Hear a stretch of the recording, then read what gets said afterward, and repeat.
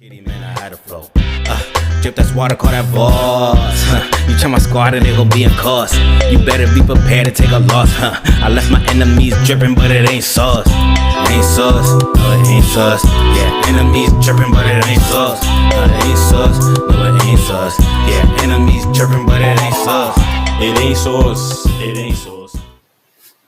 Hello people, it's your boy Austin Smitty and welcome back to another video. And in today's video, I got Marvel Studios Echo. Now, this is definitely going to be a quick one, especially since they released all the episodes and I was able to just watch them straight through. So we ain't have to wait week by week by week by week by week. So that was really good. And yeah, and I had literally just finished episode 5, so I thought, why not just go ahead and make my review and share some of my thoughts and feelings with you. So, right off the gate, let me just state this. Marvel did just make the Marvel Defenders, canon to the MCU.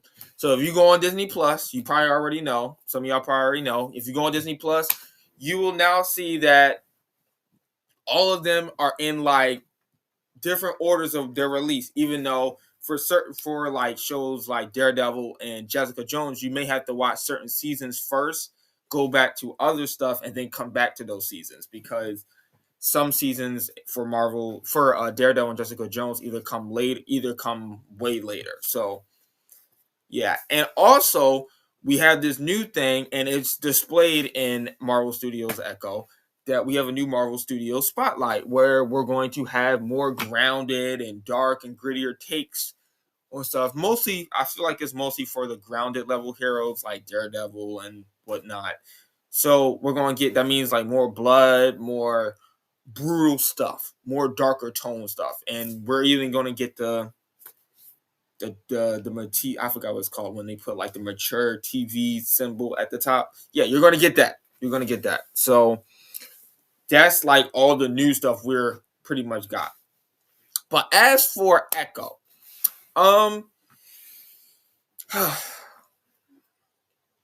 Echo. Now, let me say this. Echo is not terrible. Echo is not terrible. Echo is not great. But I will say Echo is a very decent show. Now, I ain't gonna lie to you. I was one of the haters. I was like, this show does not need to exist.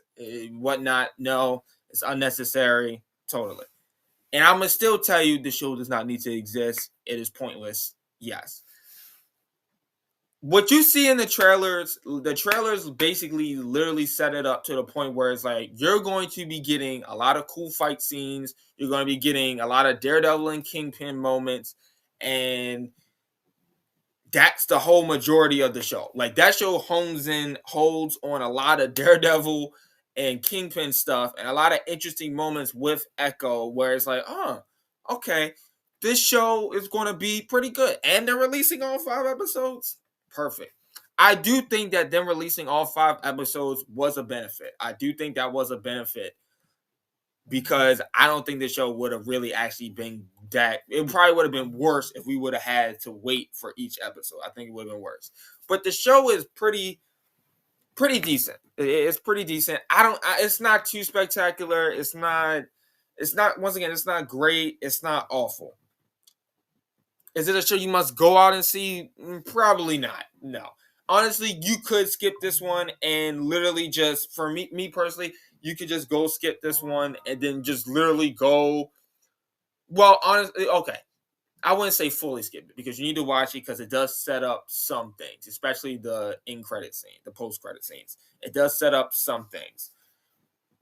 So, I mean, you could still, yes, watch it. Definitely watch it just for that. But it's not going, but it is for those outsiders. You could literally just look up the Daredevil fight scene with Echo, because really, to me, that's like the best part of the show, that whole segment.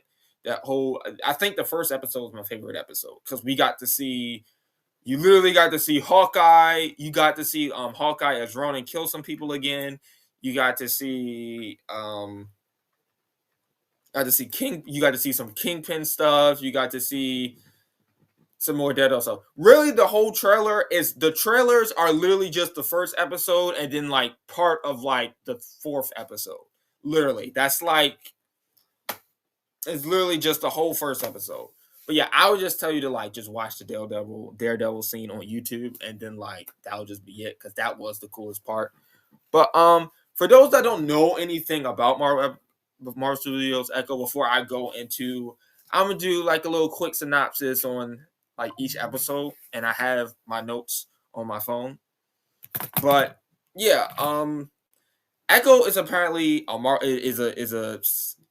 say anti-hero.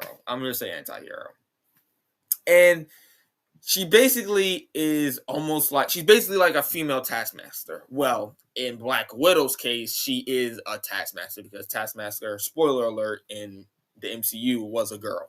But she's basically in the comics wise, she's basically like a female Taskmaster. And she basically can copy anyone's fighting style. But in the comics, she also has some type of kinetic energy, so she's almost like an Iron Fist. And she can also get into people's minds and manipulate energy. And you kind of get that. You get that like a little bit in this, like towards like literally on the last episode where she can get into people's minds and do that at the end of the show because of her ancestors and what happened with the natives back then for her. You get into that a little bit more towards, well, there's some moments in the beginning and like some moments sprinkled out throughout the show, but you really get into like seeing that heritage towards like the fifth episode. But that's literally all I know on Echo. I do think, if I'm not mistaken, don't quote me, I do think she is a Daredevil love interest as well. I have seen some stuff about her and Daredevil working together eventually. And she actually came up, I think she was like a character that was made like somewhere around in the 90s, maybe early 2000s. So she's like pretty recent. She's not nothing that's been around since like the 60s or 70s. So, yes. But as for the show basically takes place 5 months after Hawkeye. Before we get there, the first episode is like literally like they show like a flashback of some events that happened in Hawkeye, her shooting Kingpin and whatnot, and then you get like eventually you get to the montage with Daredevil, with her fighting Daredevil, and then she was basically almost like a hired gun for Kingpin, and then because of the events at the end of Hawkeye, she shoots Hawkeye. So Daredevil scenes are in the past; they're not even in the present. They're in the past. They're like all the way in the past. And so she shoots Kingpin. We know that in Hawkeye. And then that has her on the run and Kingpin looking for her. And as she comes back to Oklahoma, some of this, just like with Hawkeye, some of the stuff that she did while she was in New York and being pretty much almost like a bounty hunter catches up with her. And it leads to people trying to hunt down and kill her family. And also eventually leads to Kingpin finding her and trying to get her back and under his wing and take over. So that's pretty much the show as a whole. But for the first episode, it's basically just a flashback, and then you eventually get to her coming home and meeting, like, going back to seeing the Lopez family. You do get a bit of her origin story in the first episode. You see what happens to her mother. Her mother she was always deaf. Her and her mother got hit in a car accident, and her mother dies, and her leg gets decapitated from the car accident. And as time goes on, she lives with her uncle, yada, yada, yada. She lives with her uncle, and then eventually we find out, once again, Fisk is the reason for her uncle's disappearance, and then she ends up shooting Fisk and Hawkeye. And that's what leads us on our path. The real part of the show doesn't really like begin until like episode 2, because we gotta set up like what happened in Hawkeye. We gotta show who she was before Hawkeye, and then you gotta somewhat do like the origin story from her from a kid to her growing up, and you kind of see with her and her cousin, like the stories they've been told, their ancestral plane, and learn about their history as time goes on. And that first episode just is basically an origin story, almost like the She-Hulk's first episode. It's just basically an origin story, and then you get like part of what's going to actually happen in the present. And then let's see. Let's look. Let me go back to my notes. Episode 2. So basically, actually, I'm gonna do it like this. In episode, as we go on, she's embarking on these adventures, and she's literally just trying to stop the terrorists from attacking her family, and then she eventually runs back into Kingpin, and then Kingpin literally is trying to pull her back in, and then eventually Echo's like, no, I don't want to do this. Leave me alone. I'm going to go off and do my own thing and not work with you anymore. And then it leads to Kingpin taking hostage of her family and trying to literally just bring her back under the wing and let her know what's up. And so you don't really get a lot of Echo's like cool powers. Most of the stuff with Echo in this show is just basically her fighting. And not to say that the fighting in this show is bad. It's not bad at all. But is it like anything compared to what like how Netflix did it with Daredevil, or like how the fight scenes were with like Danny Rand with like Iron Fist? No, not at all. But they're not bad. The best fight scene is when Echo fights Daredevil. That's like the best fight scene. Other than that, the fight scenes are they're okay.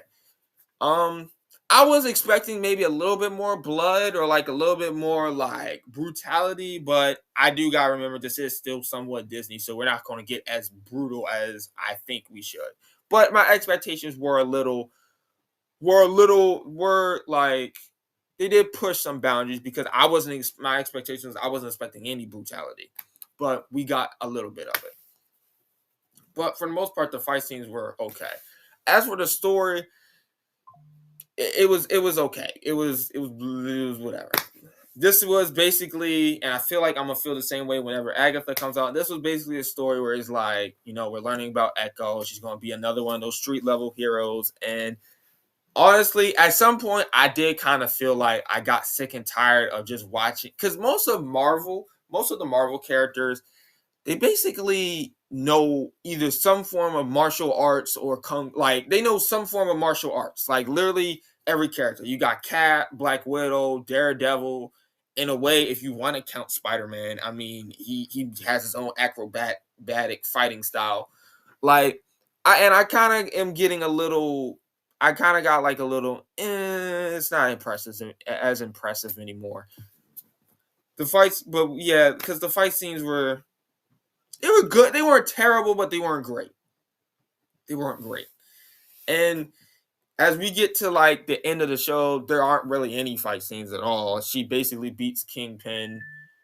We get to Kingpin's like final battle, and she literally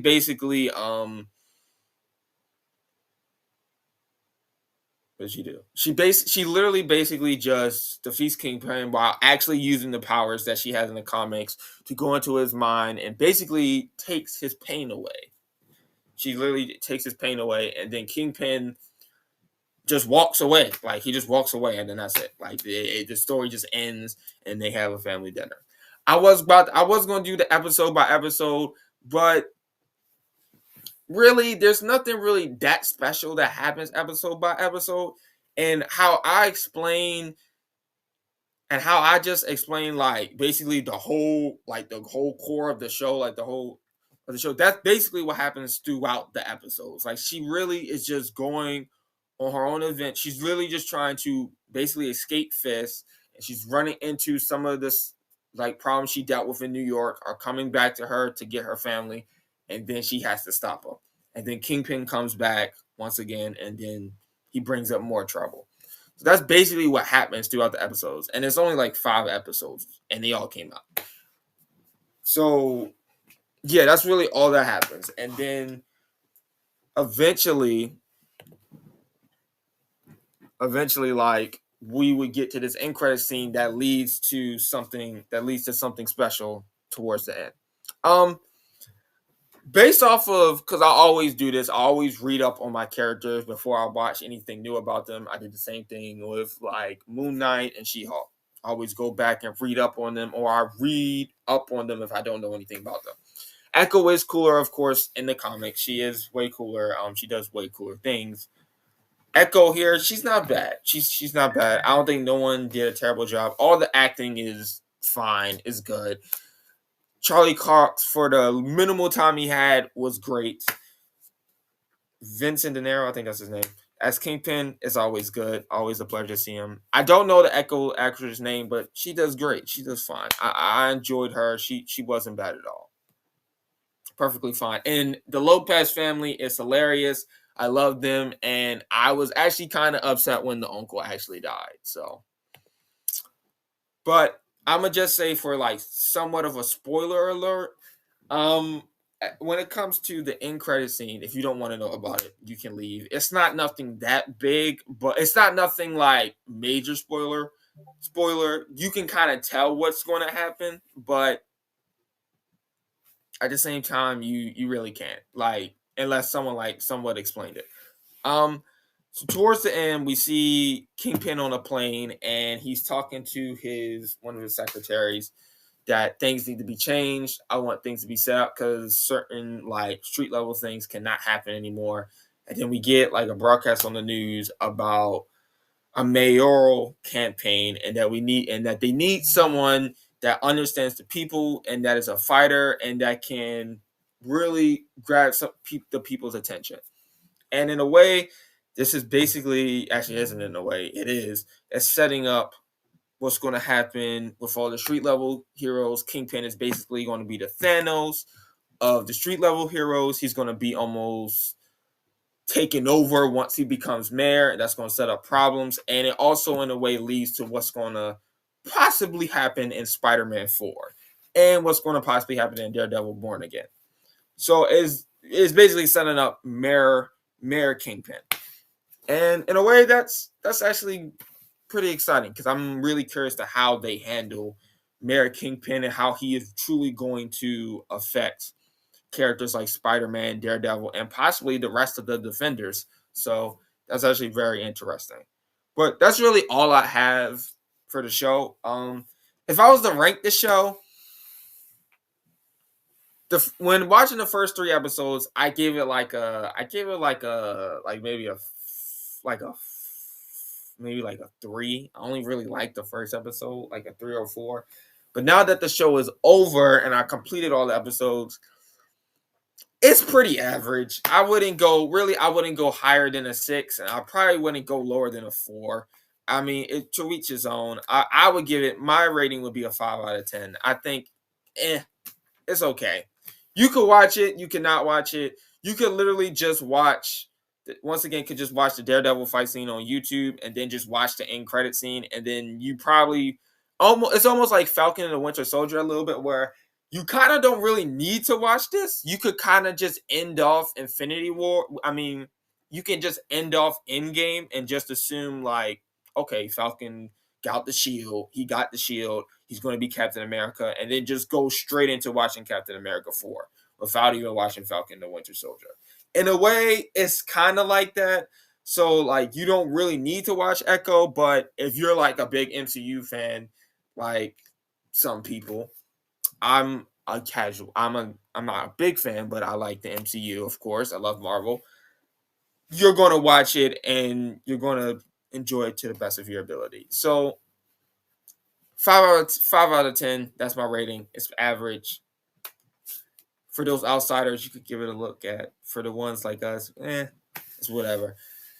I don't know what's next for the Marvel TV shows. If Agatha is next, then that's going to be a really hard one to get through. I'm not really looking forward to that. But yeah, I hope you guys enjoyed this video. I will catch you on the next one. Peace.